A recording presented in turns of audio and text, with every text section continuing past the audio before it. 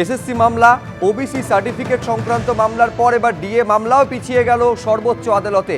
সরকারি কর্মীদের ডিএ মামলার যে শুনানি তা পিছিয়ে গেল সর্বোচ্চ আদালতে, মার্চ মাস পর্যন্ত পিছিয়ে গেল। এখন কি কারণে এই ডিএ মামলার শুনানি মার্চ মাস পর্যন্ত পিছিয়ে গেল, বিস্তারিত বলতে পারবেন বিজেন্দ্র সিংহ, আমাদের সঙ্গে ফোন লাইনে রয়েছেন। বিজেন্দ্র, দেখো সুমিত, আজকে 45 নম্বর আইটেম ছিল কোর্ট নম্বর 4-এ, লাস্ট আইটেম সুপ্রিম কোর্টে কোর্ট নম্বর 4-এ আজকে ছিল জাস্টিস ঋষিকেশ রয়ের বেঞ্চে। এবং যখন কিছুক্ষণ আগে মামলাটা উঠলো তখন কর্মচারীদের তরফ থেকে আইনজীবী করুণানন্দী বলেন কি লাখ লাখ কর্মচারী পশ্চিমবঙ্গে তাকিয়ে রয়েছেন তাদের ডিএ কখন তারা পাবেন। এবং তিনি জানান কি 6 জায়গায় তারা এর আগে জয়ী হয়েছেন, সাকসেসফুল হয়েছেন এবং সুপ্রিম কোর্টের দিকে তারা আশার দিকে তাকিয়ে রয়েছেন। তখন সুপ্রিম কোর্ট তাকে বলে কি হ্যাঁ আপনি আশা রেখেছেন, হোপফুল থাকা উচিত, কিন্তু আনফর্চুনেটলি আজকে রং ডেট আজকে রয়েছে। যেহেতু এটা নিয়ে দীর্ঘ শুনানি হবে, আজকে আর সময় নেই এটা শুনানি করার, সেক্ষেত্রে আজকে শুনানি হবে না এটা নিয়ে। তখন তারা বলেন কি একটা ডেট দেওয়া হোক, অন্তত 4 সপ্তাহ পর তাহলে একটা ডেট দেওয়া হোক যেদিন দীর্ঘ শুনানি হবে। তখন সুপ্রিম কোর্ট থেকে বিচারপতি রয় বলেন কি এখন এক্সাক্ট ডেট কি হবে তারা বলতে পারছেন না, তবে মার্চ মাসে নেক্সট হিয়ারিং এর জন্য ডেট তিনি বলেন।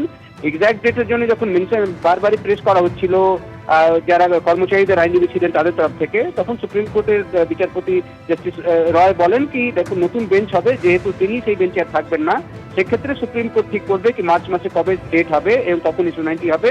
মার্চ মাসের জন্য অ্যাডজেন্ট হয়ে গেছে সুব্রজিৎ। আমাদেরকে মনে রাখতে হবে কি গতবার যখন হিয়ারিং হয়েছিল গত বছর জুলাই মাসে, তখন 7ই জানুয়ারি ডেট দেওয়া হয়েছিল, 6 মাসের জন্য পিছিয়ে গেছিল।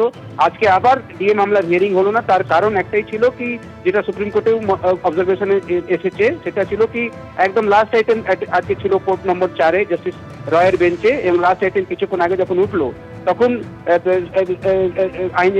সুপ্রিম কোর্ট আজকে বলে কি যেহেতু এটাতে একটা লং হিয়ারিং এর প্রয়োজন রয়েছে, সেক্ষেত্রে আজকে রং ডেট রয়েছে, আজকে হিয়ারিং হওয়া সম্ভব নয়।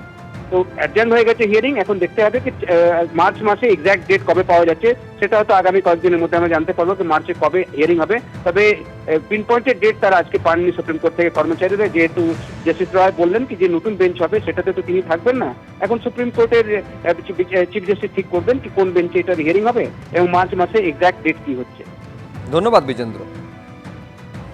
অর্থাৎ 3টি মামলারই রাজ্যের সঙ্গে যুক্ত, একেবারে শুনানির দিন পিছিয়ে গেল। প্রথম নম্বরে ছিল সেটা হচ্ছে এসএসসির প্রায় 26,000 চাকরিজীবীর ভবিষ্যৎ কি হতে চলেছে সেই সংক্রান্ত মামলা, কিন্তু শুরুতেই জানিয়ে দেওয়া হয় এই মামলা পিছিয়ে যাচ্ছে, 15 তারিখে এই মামলার শুনানি হবে।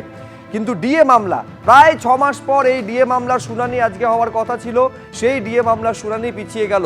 সরকারি কর্মচারীদের, রাজ্য সরকারি কর্মচারীদের মহার্ঘ ভাতা সংক্রান্ত যে মামলা, সেই মামলা শুনানি এবার মার্চ মাসে হবে। আগামী কয়েকদিনের মধ্যে এটা পরিষ্কার হয়ে যাবে যে মার্চ মাসের কবে পরবর্তী শুনানির জন্য সুপ্রিম কোর্টের দিন বা ডেট পাওয়া যাচ্ছে। এর আগে এসএসসির প্রায় 26,000 2016 প্যানেল বাতিল সংক্রান্ত মামলার শুনানি ছিল, সেইটা পিছিয়ে যায়। ওবিসি সার্টিফিকেট মামলা সেটাও পিছিয়ে যায়। আর এরপর ডিএ মামলা রাজ্য সরকারি কর্মচারীদের, তাও মার্চ মাস পর্যন্ত পিছিয়ে গেল। সুপ্রিম কোর্টে মার্চ পর্যন্ত পিছিয়ে গেল ডিএ মামলা। আজ আর সময় নেই শুনানির, জানিয়ে দিল সুপ্রিম কোর্ট। নির্দিষ্ট দিন ঘোষণা হয়নি, কিন্তু মার্চে শুনানি হবে এইটা জানিয়েছে সুপ্রিম কোর্ট। নতুন বেঞ্চ তখন গঠন হবে এবং নতুন বেঞ্চ গঠন করার পর দিন ধার্য করবে ডিএ মামলার পরবর্তী শুনানির জন্য।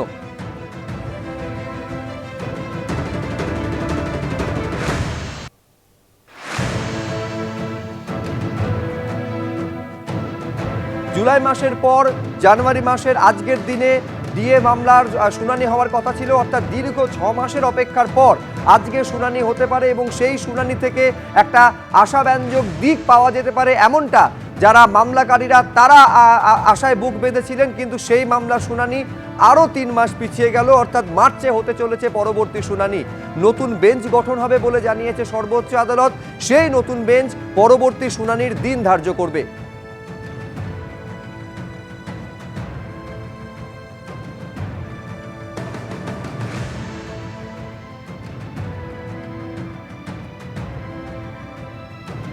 একদম শুরুতেই ছিল এসএসসির প্রায় 26,000 2016 প্যানেল বাতিল এবং প্রায় 26,000 চাকরিজীবীর ভবিষ্যৎ কি হতে চলেছে সেই সংক্রান্ত মামলার শুনানি ছিল, যেটা একেবারে আদালত সুপ্রিম কোর্ট খোলার পর প্রথম মামলা ছিল প্রধান বিচারপতির বেঞ্চে, কিন্তু সেই মামলা পিছিয়ে গেল। তারপরে পিছিয়ে গেল ওবিসির সার্টিফিকেট বাতিল সংক্রান্ত কলকাতা হাইকোর্টের রায়কে চ্যালেঞ্জ করে যে মামলার শুনানি, সেই শুনানি, এবং এরপর পিছিয়ে গেল ডিএ মামলার শুনানি।